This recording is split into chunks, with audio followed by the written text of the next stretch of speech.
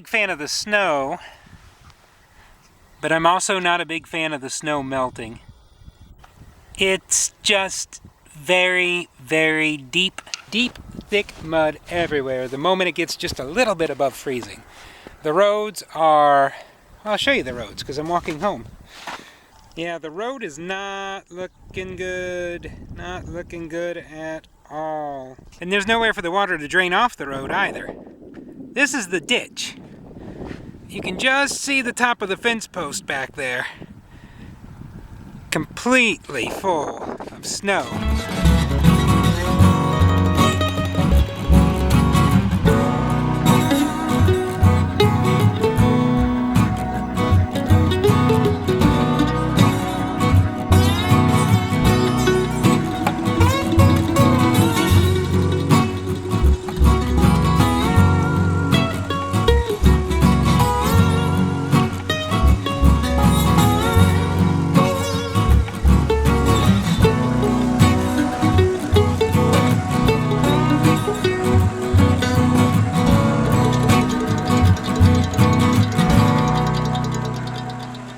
So it's about a week later and things are melting pretty well. Nice and slow. The areas where the snow had already been moved melted away pretty well. Mud is not too bad.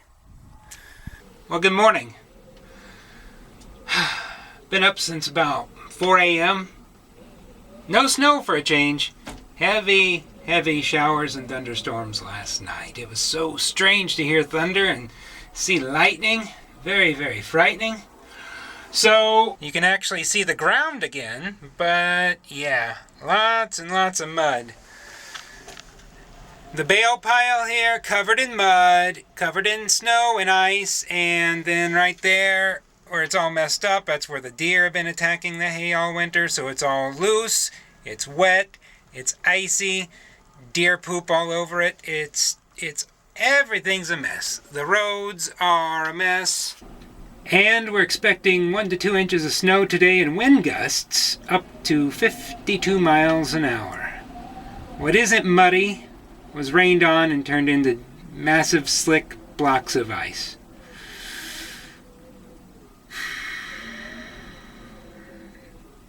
So I guess I better get a move on if I want to beat the wind, because this is already going to be a pretty sloppy job.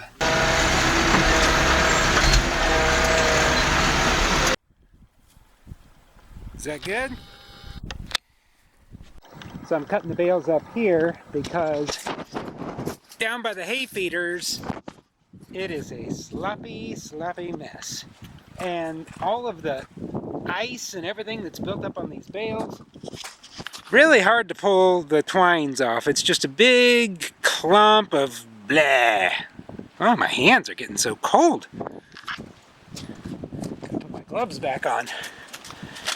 So, what was I talking about? Oh, the bales here. Oh, man. These huge tires completely covered. And the yard out here, it's only going to get worse. But at least I beat the wind.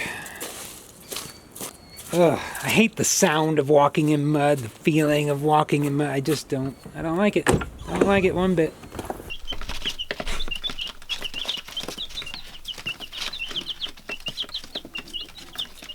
We haven't done this in a while. Alright, we got some new additions. What do we got here?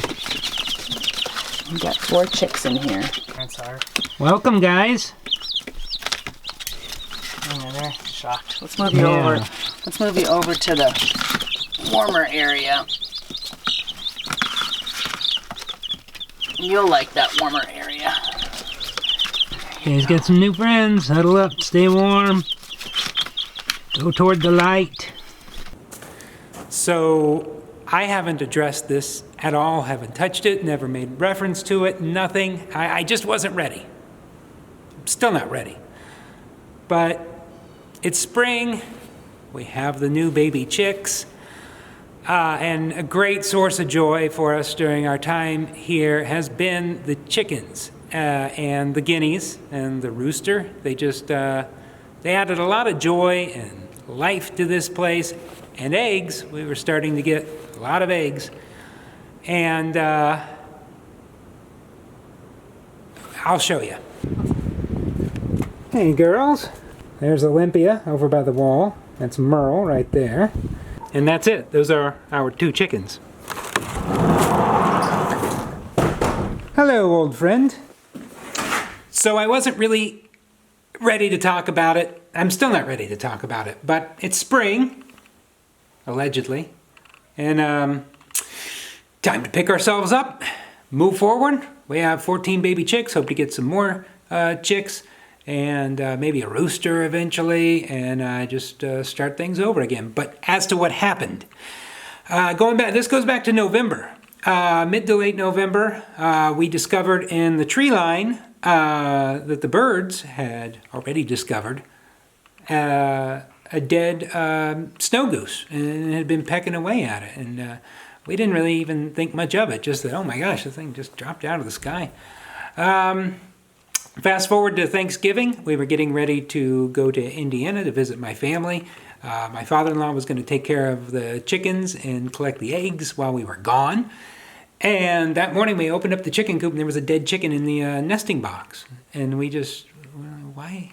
We couldn't really tell. It didn't look like anything really had happened to the chicken. We couldn't figure it out. We knew we'd been lucky up until that point. We really hadn't lost hardly any chickens. And so we couldn't figure out what was going on, but we also had to go. And I did notice, once I started to think about it, up on the perch, a couple of the chickens were breathing kind of heavily. And I just thought, I'll be damned. That's what a chicken looks like when it's sleeping. I just thought, it was early in the morning, it was chilly, I just thought they were sleeping.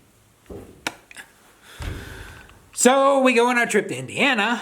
My father-in-law's taking care of things here, and on Thanksgiving, Shuva calls her dad to ask how things are going here, and he was kind of hoping we wouldn't call because everything's dying. He's not collecting any eggs, it's just he's collecting dead chickens and burying them up at the gravel pit. They're just dying one after another after another. The big, beautiful rooster just collapsed.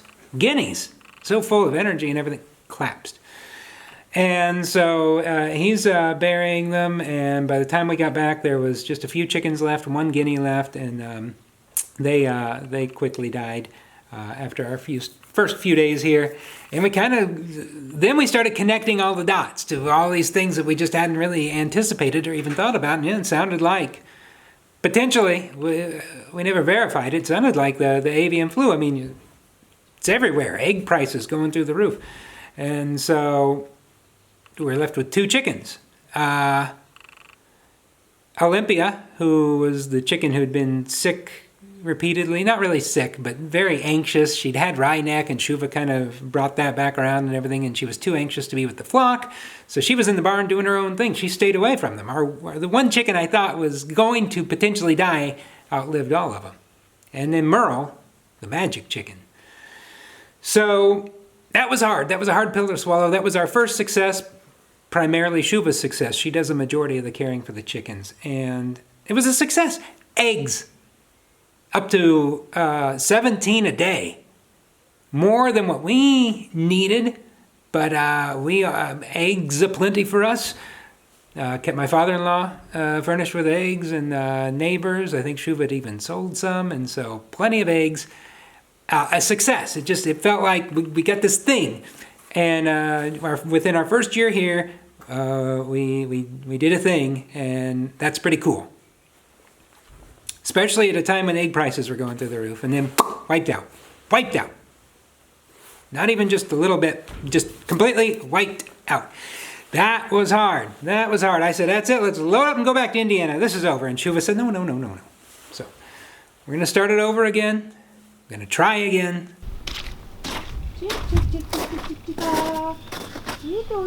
Yes, good job.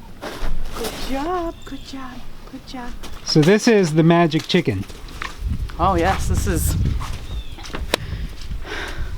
chicken extraordinaire. So explain for everyone why Merle is so special. Well, when we came back after Thanksgiving last fall, and we were in the midst of such wreckage, and there was Merle. She'd been right in the mix with all of the birds in this coop, all of them dying, just dropping like flies around her. Like, just when we were done actually burying all the carcasses, the chickens, the guineas, the rooster, there were 28 that we lost. She was just seemingly just as she was cautiously spry. She was kind of freaking out because everything was just spontaneously combusting around her. But we decided we didn't have it in our hearts to preventatively cull her because she seemed to be fine, and we wanted to give her the chance. So what we did was we basically left her here in the coop, locked in the coop, with food and water, and we check on her, but we left her here for basically a couple months, quarantined on her own. We came in, I cleaned, sanitized, so to speak, did all that good stuff. And after a couple months, when she was still, she was totally normal, other than she had quit laying eggs, and she was very skittish and understandably wary of us. But then we decided to let her into the barn where Olympia had already been residing, in essence quarantined, because she had always been such a spaz around the rooster. So we let her out into the barn with our other chicken that hadn't been around any of the chaos. And they just eventually took to each other and helped each other come out of their own respective, freakishness. And they've just been best buds ever since. And now that it's been warmer and nicer out, we've been letting them outside. And just like 2 weeks ago, Merle started laying eggs again. So she's our miracle chicken. And if we can get a rooster again, it's her DNA we want to propagate and carry on. So, yeah.